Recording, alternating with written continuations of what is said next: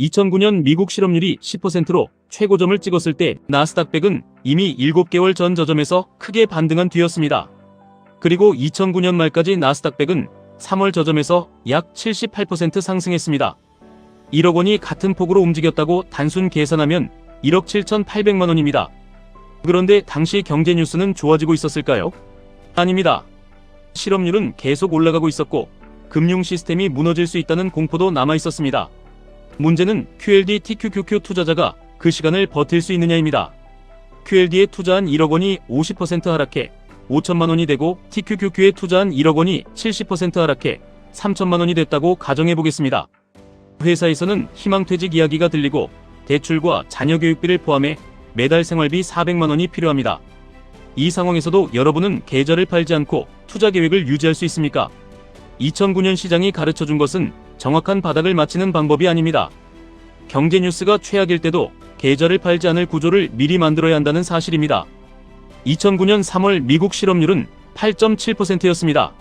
그런데 나스닥 100은 이때부터 반등하기 시작했습니다.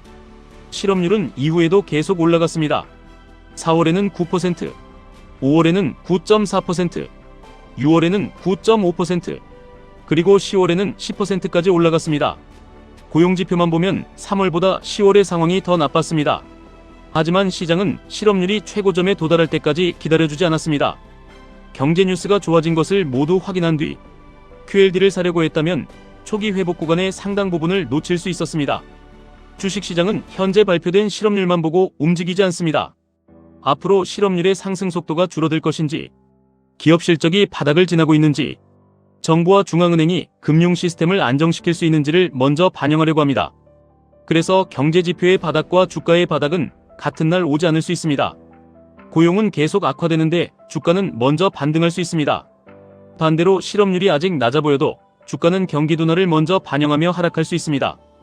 이 원리는 2026년에도 중요합니다. 다만 현재 상황을 2009년 금융위기와 똑같다고 말해서는 안 됩니다. 2026년 6월 미국 실업률은 4.2%였습니다. 신규 고용은 5만 7천 명 증가했습니다. 실업률만 보면 고용시장이 크게 무너졌다고 말하기 어렵지만 신규 고용만 보면 강한 고용시장이라고 말하기도 어렵습니다. 소비자 물가는 전년 대비 3.5% 상승했고 식품과 에너지를 제외한 근원 소비자 물가는 2.6% 상승했습니다. 전체 물가에는 부담이 남아있지만 근원 물가는 상대적으로 둔화된 모습입니다. 연준은 2026년 7월 29일 기준금리를 3.5%에서 3.75% 범위로 동결했습니다. 결정은 9대 3이었고 반대한 3명은 기준금리를 0.25%포인트 인상해야 한다고 주장했습니다. 지금은 실업률이 10%까지 치솟았던 2009년과는 다릅니다. 하지만 고용은 둔화될 가능성이 있고 물가와 금리 부담도 완전히 사라지지 않았습니다. 중요한 것은 2026년이 2009년과 같다는 것이 아닙니다.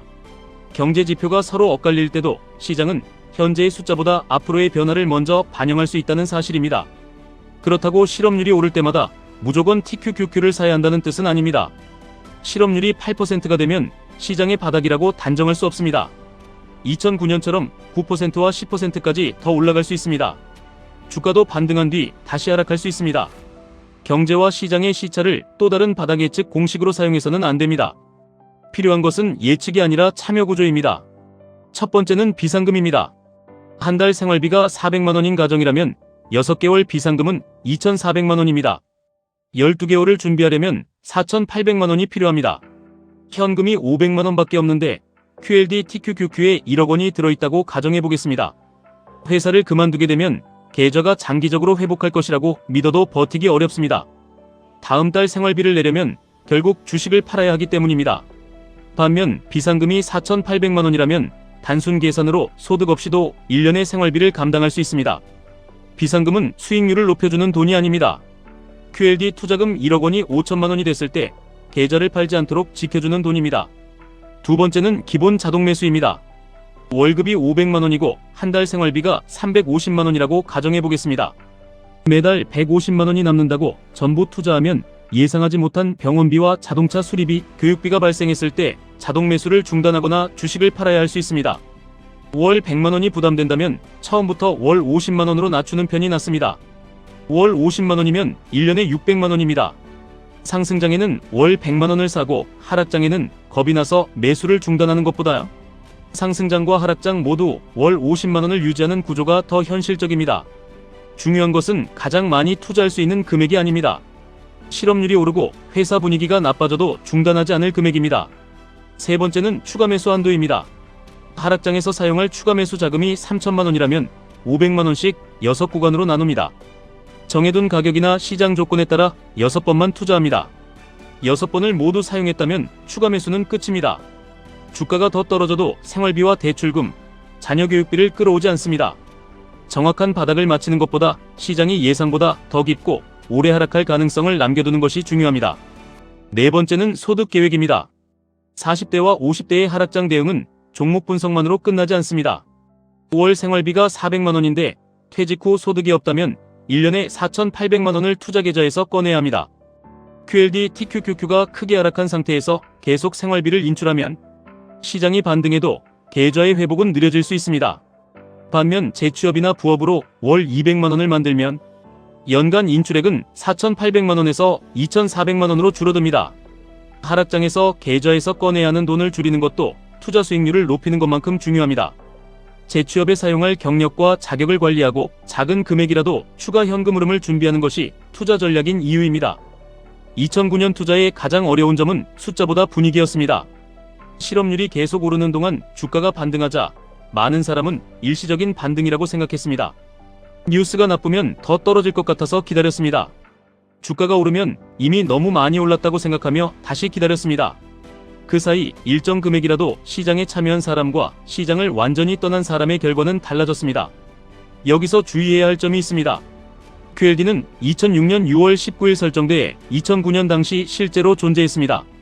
하지만 TQQQ는 2010년 2월 9일 설정됐기 때문에 2009년에는 존재하지 않았습니다. 따라서 2009년 TQQQ 수익률을 실제 상품 성과처럼 보여주는 자료는 주의해야 합니다. 나스닥 100이 78% 올랐다고 QLD가 정확히 156%, TQQQ가 정확히 234% 올랐다고 계산해서도 안됩니다. QLD와 TQQQ는 나스닥 100의 하루 수익률을 각각 2배와 3배로 추종하는 것을 목표로 합니다. 상승과 하락이 반복되는 과정과 변동성에 따라 장기 수익률은 단순한 2배와 3배가 되지 않을 수 있습니다. 2009년에서 배워야 할 것은 특정 상품이 몇 % 올랐다는 숫자가 아닙니다. 경제에서 가장 나쁜 숫자가 발표될 때 시장은 이미 다음 국면을 보고 있을 수 있다는 사실입니다. 경제 뉴스가 나쁠 때는 두 가지만 구분하십시오. 회사 구조 조정처럼 내 소득과 생활비에 직접 영향을 주는 뉴스는 가계 계획에 반영해야 합니다. 구조 조정 가능성이 실제로 높아진다면 추가 매수 자금을 줄이고 비상금을 늘려야 합니다. 소득이 줄었다면 월 자동 매수액을 50만원에서 30만원으로 낮출 수도 있습니다. 매수 금액을 낮추는 것은 투자 포기가 아닙니다. 낮은 가격에서 계좌 전체를 팔지 않기 위한 조정입니다. 반면 시장의 정확한 바닥과 경기 침체의 종료 시점을 예측하는 뉴스 하나만으로 매수 규칙을 바꾸지는 마십시오. 전망 하나만 믿고 자동 매수를 중단해서도 안됩니다. 반대로 예정에 없던 자금까지 한꺼번에 투자해서도 안됩니다. 월말에는 실업률 전망이 맞았는지보다 자동 매수가 실행됐는지 확인하십시오. 분기마다 비상금이 몇 개월의 생활비를 감당할 수 있는지 확인하십시오. 추가 매수 자금 가운데 얼마가 남아있는지도 확인하십시오. 경제가 좋아졌다는 확신이 생길 때까지 기다리지 마십시오. 모든 사람이 회복을 확인했을 때는 시장도 이미 상당 부분 움직였을 수 있습니다. 시장의 바닥은 나중에 차트를 보면 누구에게나 선명합니다. 하지만 2009년 당시에는 실업률 10%와 금융 시스템 붕괴라는 공포 속에 숨어 있었습니다. 거시경제는 통제할 수 없습니다. 하지만 월 생활비 400만원, 비상금 4,800만원, 월 자동매수 50만원, 추가 매수 한도 3천만원은 미리 정할 수 있습니다. 시장의 정확한 바닥은 준비할 수 없습니다. 하지만 매도하지 않아도 되는 기간은 준비할 수 있습니다. 지금까지 1분 투자 하이젠버그였습니다.